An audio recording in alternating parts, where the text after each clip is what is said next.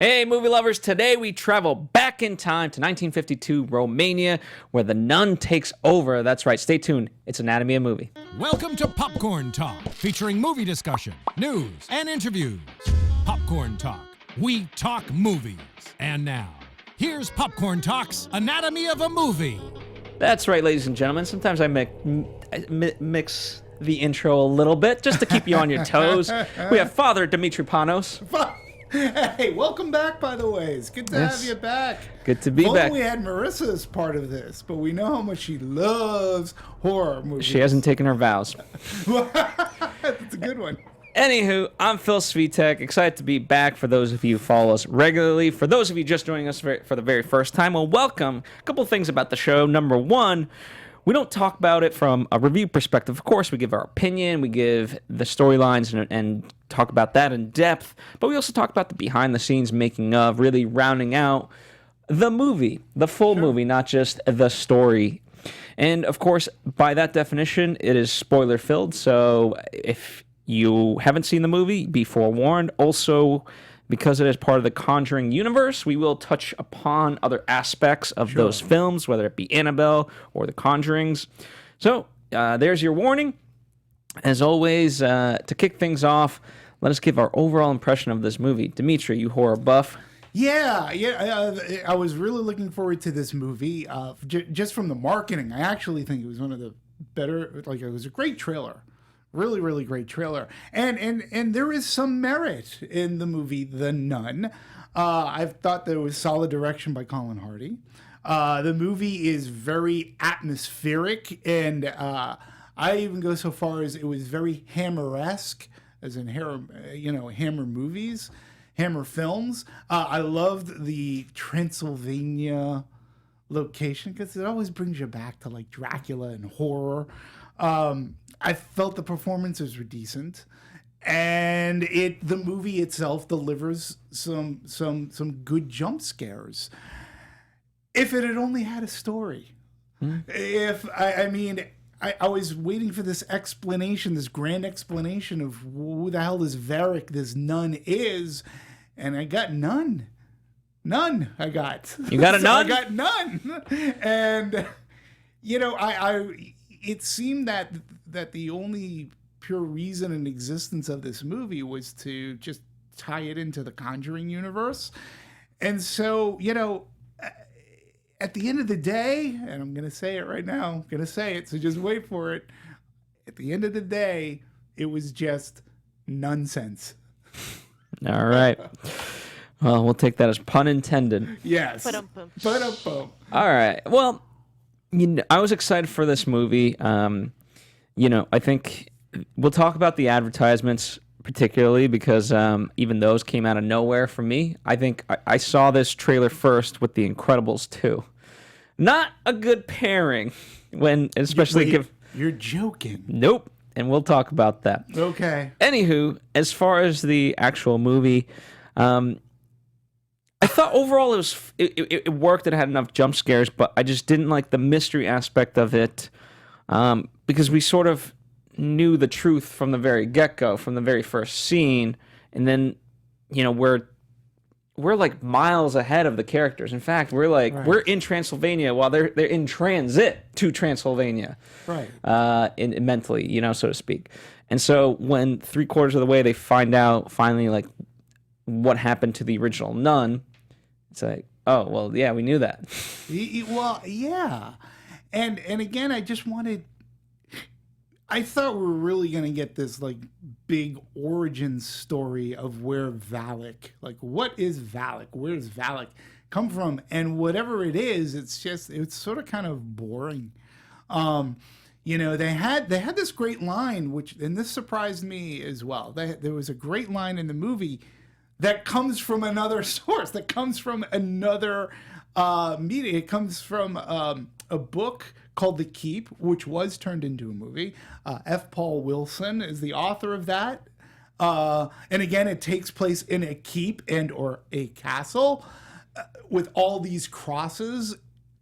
In The Nun, there's a line of dialogue where somebody says, these crosses weren't meant to keep something out. or keep something from these. These crosses weren't meant from keeping something from coming in. It's to keep something from going out. That premise alone is the main story in this book and hence movie, The Keep. And I was like, okay, I've already seen this before. Like, are they ripping that off? Is this Valak supposed to be that entity of evil that is in The Keep? Because that entity in the movie, well, the book The Keep ends up in a series of books called Repairman Jack, right? It's this dark entity. And I was wondering, like, when I had heard that, my ears pricked up. I said, that's The Keep.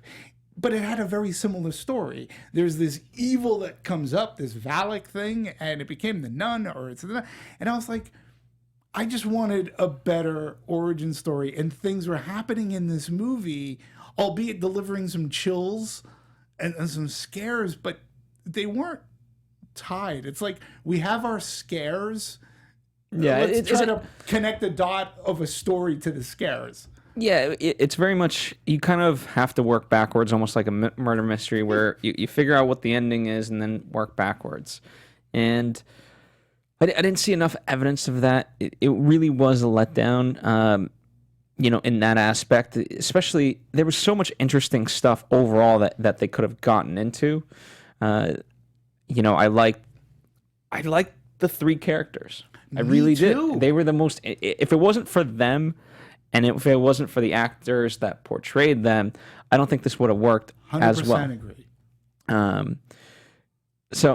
But let's sort of break it down, right? I want to bring up one other thing too. Another reason I was really looking forward to this movie is because they got Annabelle creation so right. Mm-hmm. Right? I mean, we talked about that movie. That is a legitimate good horror movie. Fits really well into the Conjuring universe. And after watching the trailer, I was expecting The Nun to be as good. So that's where there's sort of kind of that letdown for me. Yeah, well, a couple of things could go into that. I mean, Hardy he's not the most well-known director. This is his second movie. Yeah, he did The Hallows, which is a lot of people liked. It's pretty decent.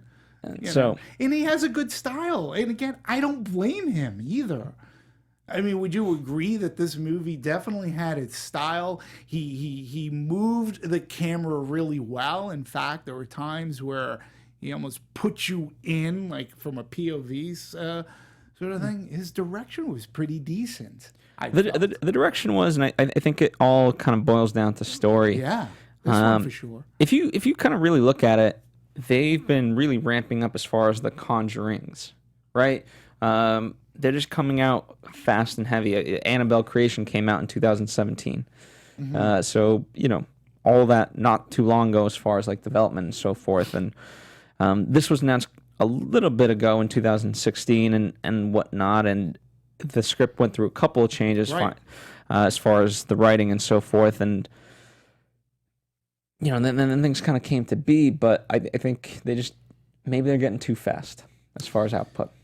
Yeah, well, this one just seemed, we had this, and the amazing thing about this particular movie, too, it was about a character that was in The Conjuring 2 for a very brief time. Like, there was, we just knew it was this evil entity, and more or less, the nun is a cameo, as is in Annabelle Creation. I mean, she's the button of that one. Right. She's not even in the movie. I mean, it's a cameo. And then they built a whole movie around it. And what I liked and I respected how they could tie it into the first Conjuring when in the first Conjuring movie, who was Ed. Ed and what are their Ed and last his wife. name? Ed and his wife, Vera Farmiga. I'm blanking on their names. Forgive me. When they're at a college doing a lecture and they're showing excerpts of an exorcism. Lorraine. Ed and Lorraine are doing, they're showing excerpts of an exorcist that they were a part of. And that exorcist is what ties us to the nun because it ends up being Frenchie that they're exorcising. So I liked that tie-in, but I wanted more about, I wanted more about this entity and this Valak and the nun itself.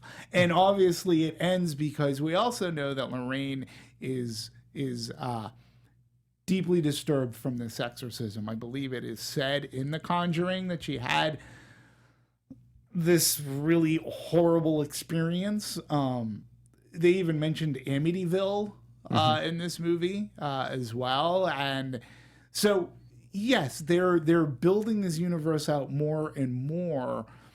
And if you introduce us to this cameo character who's very horrifying to begin with, but I just wanted more of this origin so that we get a better idea of all these things never went deeper, right? Even the notion that that Sister Irene, who hadn't taken her vows, and unfortunately Marissa's not here because she's not the expert, but she is the anatomy expert on Christianity and Catholicism and absolutely. Obviously that was made out to be a big thing, but as far as how it tied into what was going on here, I didn't fully understand the connection. And not that I need like exposition galore, but just a little bit to really hammer it home. The other aspect of it, they kept saying the prayers and so forth, and it's like, okay, I understand the theory of prayer, but what is significant about this prayer and this and that? It just, all these things were made to be very significant, but I didn't fully understand why. Yeah, I definitely agree with you regarding the Irene character. And audience, too, I want to throw this out to you as well, because when they brought up the fact, because it comes on very early, right, that she has not completed her vows, watching a horror movie of the nun in the Conjuring universe, at least my first thought was, oh, great, you're building what can potentially be a great character. Maybe this character even becomes the nun, because maybe throughout the movie she's going to question whether she wants to take her vows, whether she believes or she questions Christianity. None of that happened. She was good, but they could have had a really deep character. Like, how do you come out of a horrible ordeal and still believe? You have to have your faith. And I think for a person who's becoming a nun, I think a great thing is that halfway through the movie she starts to question her faith. Yeah, whether. Well, and the movie was very separated deliberately, meaning the characters kept going off on their own so many times, and they kept having their own storylines. Quite literally, Father Burke, he had his own past that was supposed to tie in, but then Sister Irene, Mary points the way, that was supposed to tie in, and then somehow Frenchie's past, while not as deep, somehow ties into things as well, and it's just, how do all these things tie in together? And it, yes, it makes sense, but that doesn't mean it was the best. No, agreed. Like her Sister Irene's life, what it boils down to, her whole life has been leading to this, where Mary points the way. Like that's right. what the past is. But then Father Burke's, to me, was the most confusing as far as the exorcism of the child. Yeah, it was confusing, and the scene in which they threw in there, albeit it was scary and creepy, and I'm talking about the dreamlike leading to the graveyard, which had an amazing setup too, because he and Irene were at the graveyard before, and there was this really good exposition, but it was explanation of why there were bells tethered to the tombstones. And it's because of the plague, and people were being buried alive, and if they were alive and they woke up, they could ring a bell and be unearthed. I was like, I never knew that. Wow, that's cool. It's going to be coming, it's going to come up, and it's going to come into play, because why explain it to me in the first place? And that a lot of bells are going to, so when you're in this thing, it sort of came off as a dream to me. And then, you hear all the bells, but then it's like, oh, this isn't a dream. Wait, this happened. Wait, how the hell did this happen? And then I was like, what is going on here? And how does this tie into The Nun? The biggest mistake when it comes to paranormal movies is that, the paranormal is unexplainable. Okay, that's not entirely true. No. It has to have some logic, even if there's logic to the illogical. But that's why you have Lorraine and her husband. That, like, they explain the paranormal. So, right there, right, using your logic, the Conjuring movies, right out the window. Yeah, no, it is explainable. This is why things happen at 3 o'clock and this and angry spirits, and we can get them out. And you're right. This movie is going against it, saying, well, we'll just throw it in there and just say, it's a supernatural. We don't have to explain it. Yeah, and that's It's a mistake. Yeah, I didn't like that. I mean, as far as what I will applaud them, like the, keeping of the monster in, so to speak, I like that, but I just then want to know more about kind of what was the imminent threat. The Crusaders came in here, and that was all well and good, but like, what was the imminent threat? Right. Because I thought that was interesting enough. Well, then I do highly recommend you read the book The Keep, because that was the premise. I mean, that was the whole thing of that book, and that's why I couldn't help, like, because that line of dialogue is, they're not trying to keep something from getting in. They're trying to keep this entity from getting out. That's why all of these crosses and some of them upside down. And it very much reminded me of that story. So it was really interesting. And I don't know if the author of The Keep has seen The Nun going, wait a minute, they're sort of kind of ripping off my story here, because obviously this evil gets out. And I'm wondering if it's going to play in Conjuring 3 now, or what they're going to do. Yeah, I mean, I think, what's interesting enough, obviously, with whenever you build a universe and you're jumping timelines the way they are, you have to become more intricate with each new story because it has to fit into the puzzle. And yet, because this is the first one, the only thing that needed to come out of it was that the nun possessed Frenchie. Right. And yet it feels so convoluted, like they're serving so many masters when they don't need to. I like how you put, and my question is, why did it need to possess Frenchie if in Conjuring 2, the nun, we see the nun there? I forget what year Conjuring 2 took place, but I thought 70s? Yeah, and let me double check. So I just wonder, why did you need 76 for Conjuring 2? Okay, so why did you need Frenchie if the nun is appearing in 1976? Why do you need it to take over Frenchie? I just took that this nun was an evil entity, and that's it. Evil entity. It's in the form of a nun. That's creepy enough. It doesn't need to take anybody over. It's just a nun out in this world. And I mean, I guess if you're going to tie it into our Conjuring heroes and Lorraine, okay, then in that aspect, I sort of get it. But at the same time, it's unnecessary to have a nun at that point. Yeah. Well, let me ask you a dumb question. Sure. The nun, I'm just dumb enough to answer. The nun that walked with Sister Irene eventually, she became the vehicle of exposition. Yes.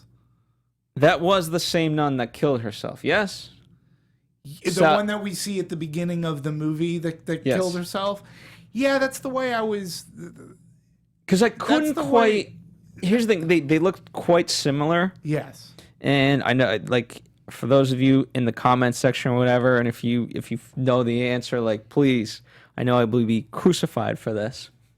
But it just became confusing because I was like, okay, initially when I first saw her, wait, is that the same person? Is she not? And obviously, these are not premonitions, but she's seeing spirits, right. So-called. And so then it was like, oh, it is her, and she's putting 2 and 2 together. But it just the mechanism of all of this was just off. It was, and we get double whammied because of the trailer too. So when you see the trailer, because this was the highlight of the trailer, was this particular scene, and you notice how they really did jump cut around. Like they really edited other pieces of this movie to make this trailer, because the great shot of her from outside of the castle, and you see the candlelight going through. Why don't we do this, Juliet? Why don't you play that clip, and then and then that way we can discuss it rather than theorize about it. So here we go. You have it ready? I can take that as a yes, maybe no. I'm just not really sure what you're looking for. Just play the trailer. That's all. That's all. Here we go. We're going to play the trailer. The suspense is killing us. It's killing me. Here we go. The trailer is playing. All right, so this is the scene. That was the scene that I'm talking about. So there's a scene where she's got the lantern, right? Mm-hmm. That scene is a different scene in the movie because I thought it was leading to this. So I was like, so it's brilliant bait and switch and editing for a trailer because they cut to her being down the hallway, as we're gonna see, which is great. And again, you're watching her walk down. This nun comes from behind her. We don't know, watching the trailer, who this nun is, but we do think it is an entity of evil. Yeah. The nun behind her, which leads to the amazing jump scare that we get. Now, in the movie, we are given more information. Boom. Look, a very effective trailer. In the movie, we're already conditioned to the trailer, but now we're given more information. And I do agree with you. I believe the nun who is following her, behind her, was the nun who committed suicide at the beginning. Let's just say sacrificed herself so that this evil entity would not escape the keep. That's who I thought it was. That's who it seemed. She seemed to be guiding her. She put two and two together, and that's why towards the end, right before they fight off, in the well, let's call it whatever. They come to that realization, she didn't kill herself; she sacrificed herself, so that way. And it was like, yeah, but didn't we know that? I literally. I know. Maybe my genius was so ahead of me that I was like, wait, didn't we know that? Of course we knew that. Am I dumb? Wait, what? It just made me double question everything that I was already knew. I felt the same way, and when that happens, it takes away other suspense. It doesn't affect the jump scare like that, but it affects the rest of the story going through, because it's I shouldn't be that much smarter than my characters. It was almost as if they gave us too much information. And we should have been going along this mystery. We shouldn't have seen that whole prologue. Had you had it where a nun just commits suicide, jumping out of, had we not seen the two nuns at the gate, at the door, and we just saw a nun running down the hall with Valak nun chasing after her, and she has no other way to go, and she jumps out the window, and we're thinking suicide as the mystery goes on, and then we go, oh, it wasn't suicide. Well, I even think an easier switch, right? Father Burke, of all people, is made to be the most incompetent. I forget what they called him. The the special forces of the Vatican. Let's just say. Anyway. He, of all people, having done this multiple times, should literally just be able to walk in there this is no suicide. This is a sacrifice. That's opening line for him when he arrives. Day one, you tell, this is a creepy place. Yeah.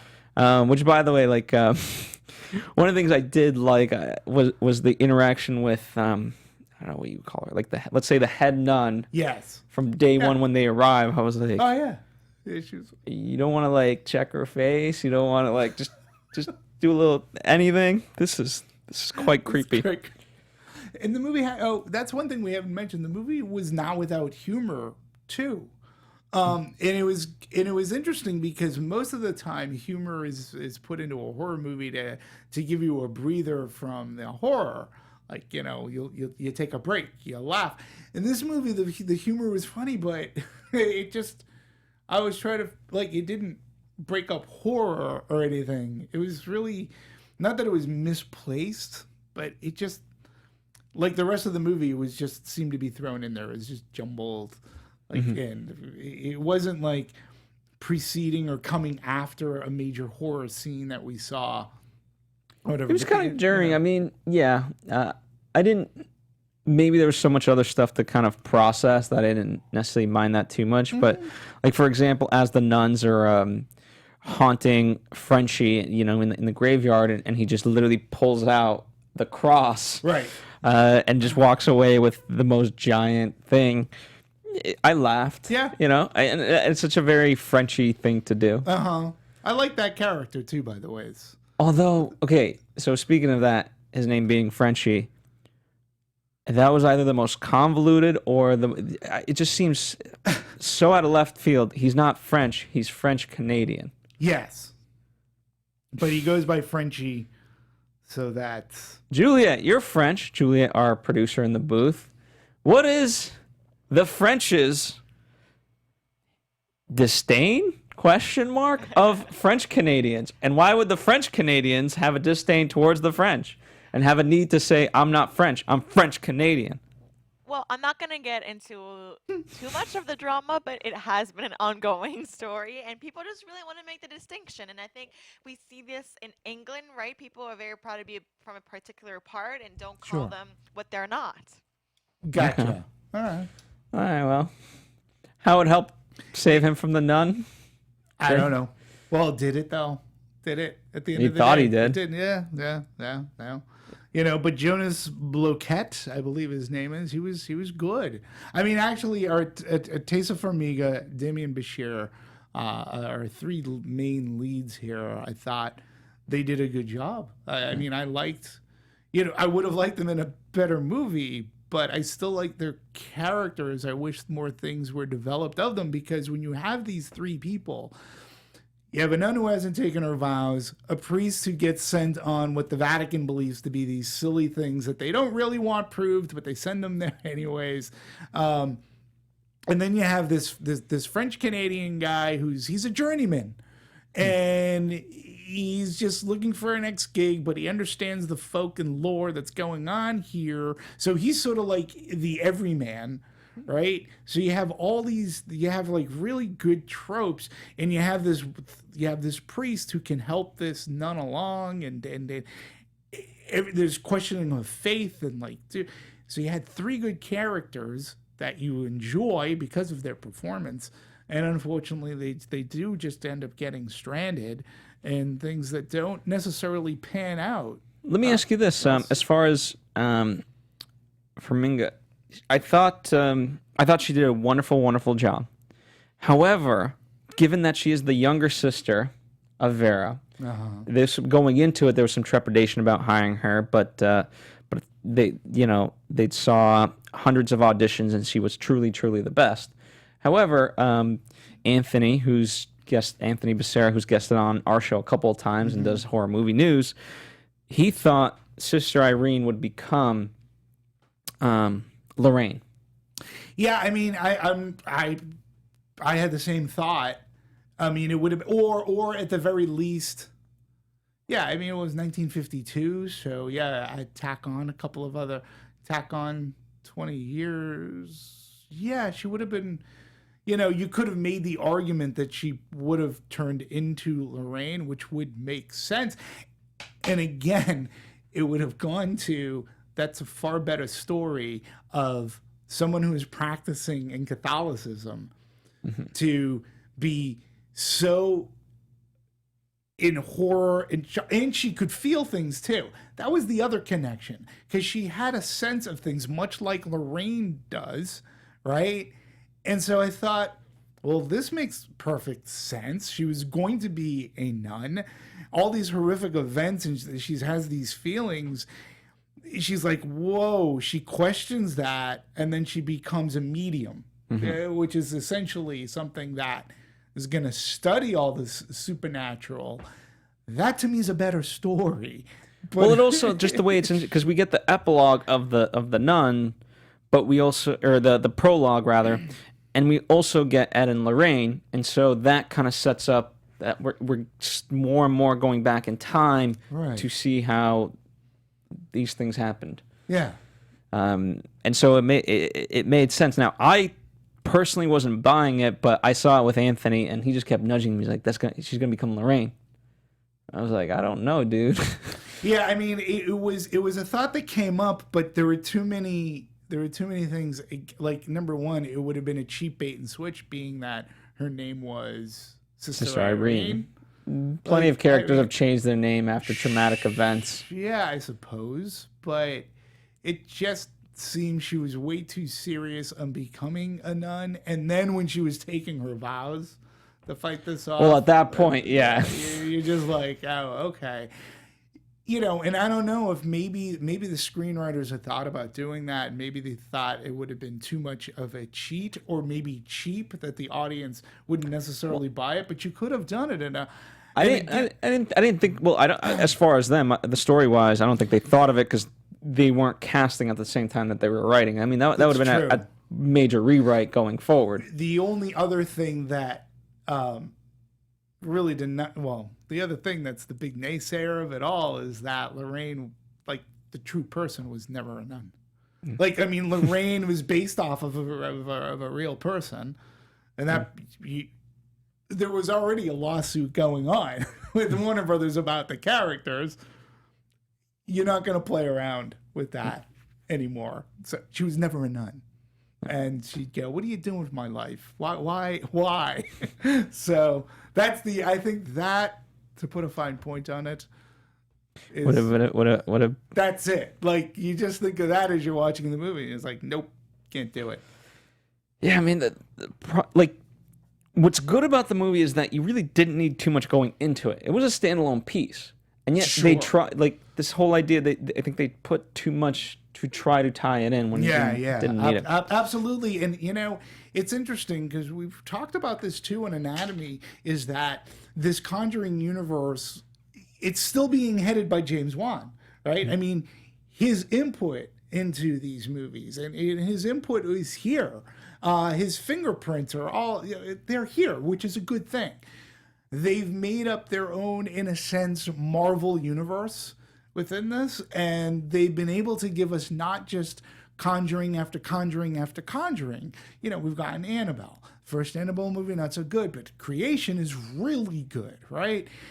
We have this nun, it's not great, but it's there. And we have the two Conjuring movies. We know we're going to get a third, and I'm wondering where and how they're positioning other spin-offs to fall within this world. It could be, what was the main monster in Conjuring 2? The slim man, the man in the chair. I mean, I don't know if we'll know more about that character as well, but they are really expanding out this universe. I like what they're doing. Look, two of the movies, I wasn't really a big fan of the first Annabelle at all. At least the nun has a sense of style about it that I appreciated, and I did like the actors. So yeah, I would love to see. You know, there's talk of a Nun 2, and that's fine. I don't necessarily. I think that could be good, but I'm more interested in Father Burke and Sister Irene. And I want to follow up. Well, you know why though? Because in a sense they parallel Ed and Lorraine. Yeah. And that's a good connection, even though they've never met. But they are the Ed and Lorraine of 1952 at this keep and doing whatever and following the nun. That's in a sense what they are. And that's why I was let down that they didn't have more scenes together. Me too. They really spend most of the time apart and really not helping each other. So, yeah, and the writers here too have also written like Annabelle Creation. And I think they're actually very good at keying in on finding new talent. So, this Curtis, he did the Hallows. Juan liked the Hallows, thought he would be good for this. So I like this because we are mining new good horror talent, and they're being mentored, or they're being brought up. They're being brought into a good farm system. For when they go out and do whatever other movies, or if they want to continue as horror movies, it's a good way to start. Yeah. It's not a bad way to start. Absolutely. Well, let's sort of shift gears and talk about one of the things I want to talk about is the location, right? Oh yeah. I mean, you don't get better than going to pretty much the real thing. You go to Bucharest, Romania, and you film it there. Now, they even went to like the Palace of the Parliament, and 5,000 euro per hour they had to spend. I have, the whole thing about locations here. So, yes, filmed entirely in Romania, which adds to the feel, right? In and around Bucharest and Transylvania, notably two 14th century castles and an abandoned medieval fort. And then they built studios at Castle Film Studios in Bucharest.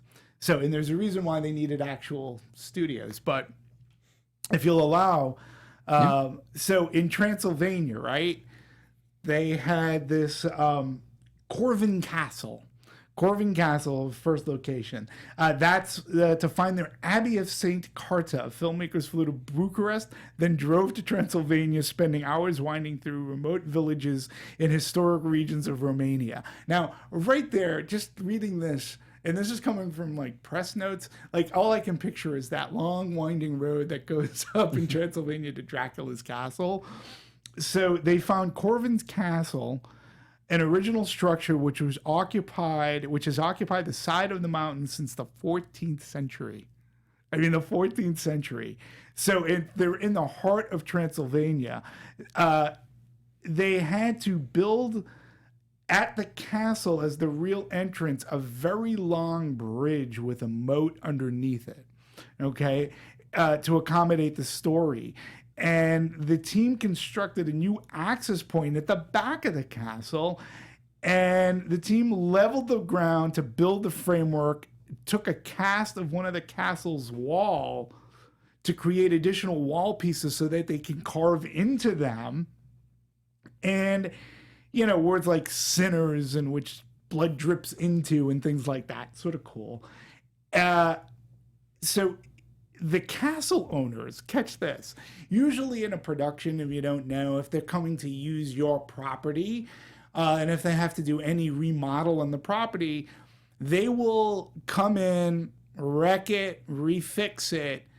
They can leave it, if they're modifying it, they can leave it, or they put it back to exactly the way your house was. Right? That's part of the deal. In this case, the castle owners were so pleased with the addition, they requested the functioning set to remain. Can we keep it? It's like, it enhances the castle for future tourists. And they're sure. Like, that's really cool. So I really thought that was really cool. And then we've got, if I'm pronouncing Bethlen Castle. And this was basically used to match, it needed to match perfectly with our first castle, but they were using the rooms. These were our characters were staying the night, sleeping. Oh, the Covenant, or yeah. So this is basically it was designed by Corvin Castle's medieval architect with the same style, so it's perfect for shooting purposes. And the Bethlen Castle was idea for the Covenant at the Abbey, where Father Burke, Sister Irene are told to stay the night. All the rooms were unfinished. Like, this was back then. They were all unfinished and in disarray. There were no working windows, so it was a blank canvas for them to use. And there were few organic things already there. It's not only helped the film, but it's nice to give something back. They were able to, like, model doors or refix certain things. So, and it was also their grounds at this castle were also used for the graveyard as well. And again, we're talking things that are not next door to each other. So there was a lot of travel, but with movie magic and editing, you know, it's like, hey, it's this one castle, and like it's got a grounds, it's got a graveyard. It's all got the makings of a really spooky movie, which is sort of cool. And then they went to this Monsignora Fort, or Soea Fort. That was their third location. And this was an abandoned military compound. And they used this for all the tunnel sequences that we saw in the movie, these dark hallways. So again, movie magic at its best, to edit all these different locations together to make it look like this one keep, this one castle. That's really, really cool. And then the only reason why they had to use this Kestel Film Studio in Bucharest is because they're not allowed, they're not allowed to film in churches. So they had to go in, get the church, and so they built the churches, or the insides of the churches, and they used 2 of the big sound stages. That's actually, when you think about it, that's a lot of location shooting, not a lot of sound stage. I mean, you got to figure, sort of kind of helps with the budget. Right? Yeah. And, I mean, it took them less than 40 days, or so, 38 to be more exact. Right. And I mean, not that the movie spans that many places, but we did go to the Vatican, we did go to London, and we did go to whatever the village is that Frenchie lives in before he gets to the abbey.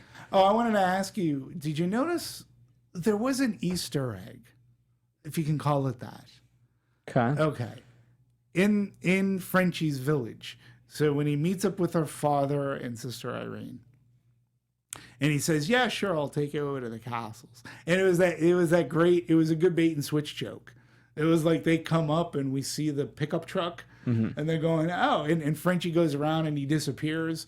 And so, thinking that he's in the cab of the truck, they put their bags in the truck, and then the truck goes away, only leaving us to see Frenchie with a horse and a mule or a horse with the thing. The license plate of the truck had the words, the license plate read, not all in one word, but it was like number VA, number RIK, or AK. It's for Valak. Valak, yeah. It said Valak on the license plate, which I thought was interesting. Fair enough. I did not see that. It was there. Somebody else that saw the movie out there, you can verify for me. I believe you. I just wasn't looking at the license plate. Yeah. So So Valak. Oh, that's interesting. Absolutely. Speaking of when it comes to horror movies, obviously the sound design, whether it be the score or the actual sound effects themselves, always play a key part into it. And overall, like as far as the music, I really like that ominous, church-esque but horrified music. Yes, it's church-esque, but it goes against everything that's in a church. Yeah, I agree. I mean, it lends to, the movie is not without its chills and its scares, particularly since we're talking about that church. The whole point of it, like when all the nuns come in and they're like all praying really fast and the camera goes up and there's a circle and like, from a visual standpoint and from a music standpoint, really creepy, really well put together scenes. Like that was a good scene. It was. It was. And again, like visually it was. I just wish I knew sort of what the importance What the is. hell was going on? Yeah, exactly. Because and not that I want more exposition in my movies, but just No, I agree. just take out the fluff and then keep what's I agree. necessary. But I was just going from a cinematography to a it was to a music standpoint. That the music here, and the other thing about the music is that it never, from a level of volume, it never exceeded, like it never overtook the movie to me. Like I never felt like I was, oh God. it really did play as that perfect bed to add to the creepiness of this castle and of the church scenes and of the nun coming from behind you. The perfect marriage of all these things was the graveyard scene when he is buried, and Yes. she's out there to find him. Yes. Because you've got the music, you've got her sort of being The bells. frantic, and yeah, the bells is the main component of it. And I think they did a good job of like distributing it in the theater of like Yes. one's here, and the way she's looking, kind of the sounds dictates her movement, and it was really cool to follow if you pay attention that closely. I don't know. I saw it in a Dolby theater, IMAX. I saw this particular movie at the AMC at Century City. The sound design and sound editing, to your point, were fantastic. So you're right. Like the bells were to my left or to my right. A crow could caw over here, and literally, more so in the graveyard, I felt that it was really utilized to its fullest. I was like, wow, I am impressed by the sound here and what is going on screen. It really worked like very well. Like, so if you've seen it, hopefully you had a very similar experience. And again, I really hate to tool on this movie because all of these other aspects come together so well that, They do. They do, and that's the real shame of it. What I teased at the top that I want to talk about the marketing, aka the trailer. Mm-hmm. I think I have never seen a trailer like this. Now, what made it so effective was that I certainly was not expecting this. Certainly not in an Incredibles 2 screening. Because the jump scare, I've never seen that level of a jump scare in a movie theater. No. And it'd be one thing, usually like trailers, sometimes they play the volume a little bit lower. This was cranked up, in the words of Spinal Tap, to 11. And you just jolt because you're we played the scene a little bit earlier. You can watch the trailer if you forgot, but the creepiness is in the nun, and that's contextualized. You're like, oh, this is leading somewhere bad, but then we're sideswiped literally, and I think the entire theater quite literally jumped. Yeah, and I'm surprised. I mean, I'd be very surprised if that theater right there and then, if parents weren't getting up to complain to a theater manager or something, because that's a blatant mistake to have a trailer for a rated R horror movie, no less, on a Disney Pixar Incredibles 2, regardless that Incredibles 2 is PG-13. That's a no-no. Like you don't do that. Regarding the jump scare aspect of it, you're right. The first time I saw the trailer, I actually felt it was very John Carpenter-ish, because that's a Carpenter technique where following a camera and there's nothing in the background, the camera will move or the character will move, or the camera moves to show you something else. Camera comes back in the character, and right there is your boogeyman in the background. And then the other thing that Carpenter was really brilliant and able to do is set up a good jump scare.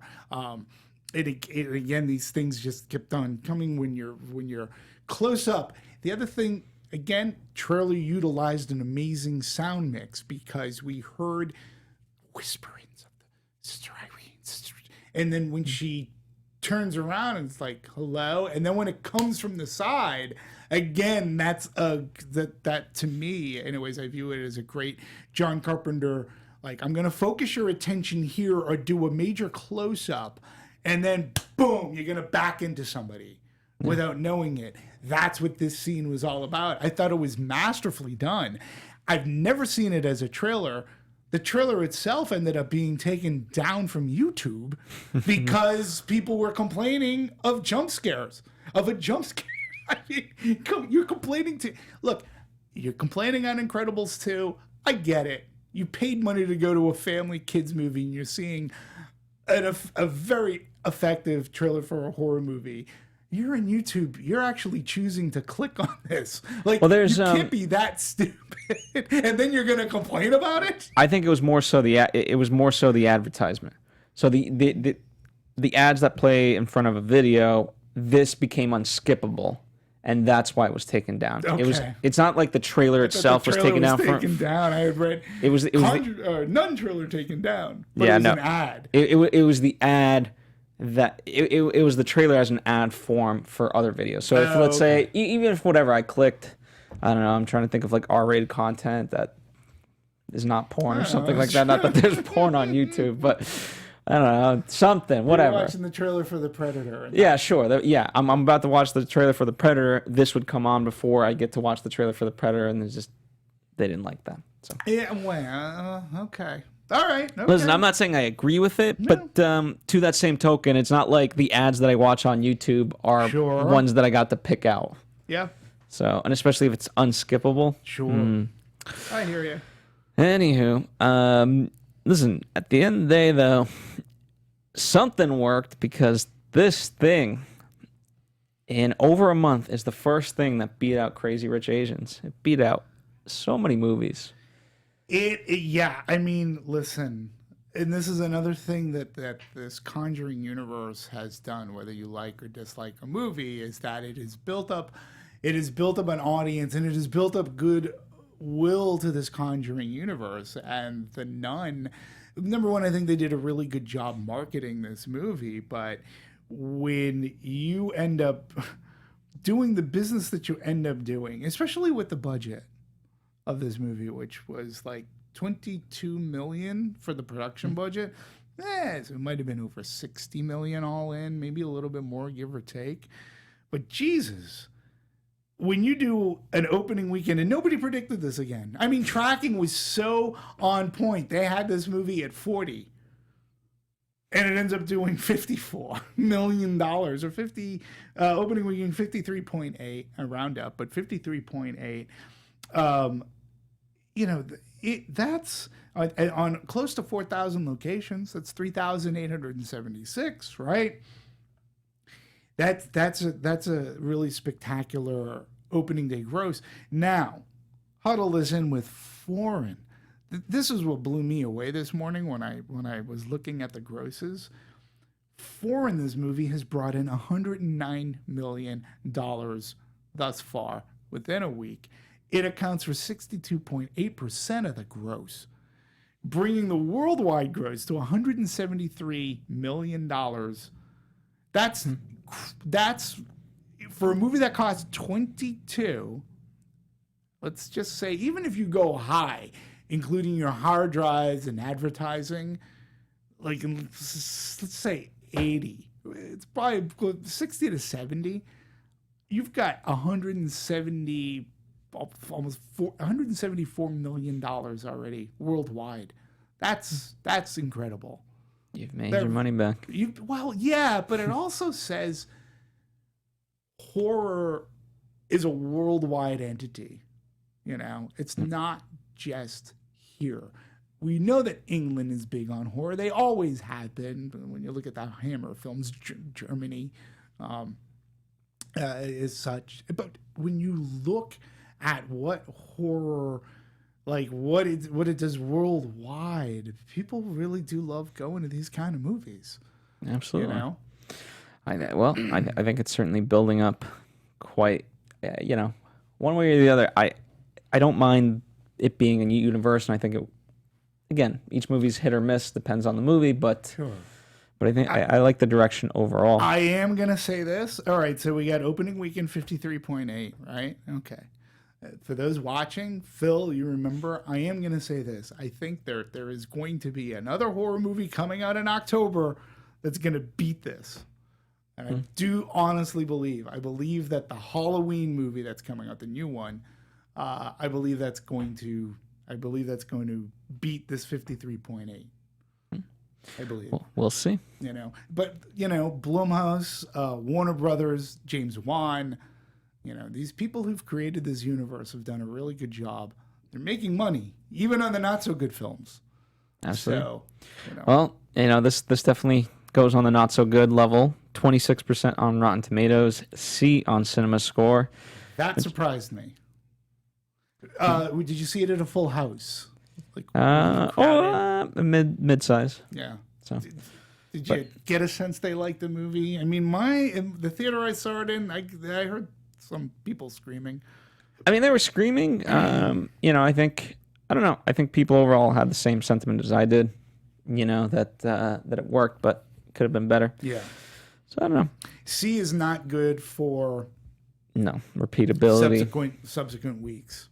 And there's a lot coming. I mean, I think we've been in a couple of down weeks apart from Crazy Rich Asians. Not the best stuff. Now it's coming fast and heavy again. Yeah, and going into its second week, its main competition is going to be The Predator. And I have a feeling when you get a C rating, your hold isn't going to be as good. And, I think The Predator will end up beating it out, beating this Nun movie out in its second week. But at $170+ million, you're already fine. You're doing okay. And you're still going to get a couple of other weeks left to play in you before Halloween comes out, right? And they're doing okay. It'll be interesting to see how the next Conjuring does. Indeed, and of course we will be covering that, but that's not here. That's in the future. So, thank you guys for joining us. If you want to check out other episodes, we do have other movies from the Conjuring universe. We do. Annabelle Creation. Right? We have both Annabelle movies, Mm-hmm. Conjuring 2, and I believe even the first Conjuring. Who knows? If we don't, we're not historians. Well, I know that we definitely did Conjuring 2, and I know for a fact that we did Annabelle because I saw that with Marissa, and I know we did Annabelle Creation because I remember raving about it on this panel saying how much of a better movie it was. So there you go. And we also do other horror movies, so we've done tons of them. I'm trying to think of all of them. Lights Out, that's last year's one. It's a good one. That is a good one. I'm sure there's we did last year. I'm trying to think of this year's ones. We did some this year. Why I'm blinking, I don't know. I'm doing the same thing. But we will be doing Halloween, as Demetri mentioned, and a couple other things. But in the meantime, we're also doing, it's not that we all just do horror. We do the gamut of genres, so definitely lots and lots to check out. Thank you guys. At DMovie1701 is where you can interact and support with Demetri on a daily level. He's more than happy to converse. Absolutely. As am I, at Phil Svitek. And of course, the comment section is there for your enjoyment. A lot of you guys, don't always watch the movie right away. That's okay. But when you do, check us back out. Doesn't matter when in time it is. That's the great part about it. Can I say something? You sent out a text to Marissa and myself earlier this week, and it was a text that floored me. And I know it floored you because you're like, oh my God.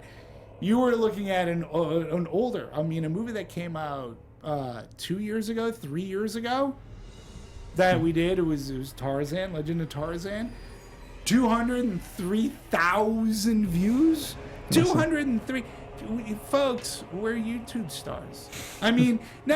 Seriously, like when they stay up for so long, it's great. Like you always have us to come back to as a reference, or if you want to like commiserate with us or agree with us on a movie, you always have us to come back to, and people are getting on board. So thank you. Indeed. So thank you. We'll see you next time. From producers Maria Menounos, Kevin Undergaro, Phil Svitek, and the entire Popcorn Talk Network, we would like to thank you for tuning in.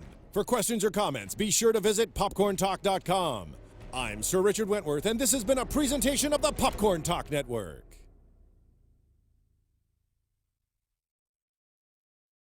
The views expressed herein are those of the hosts only and do not necessarily reflect the views of the Popcorn Talk Network or its owners or principals.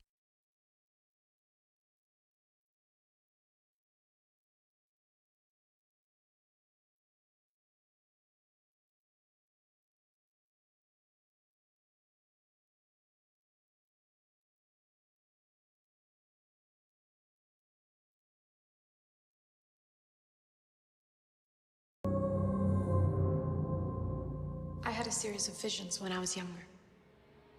And after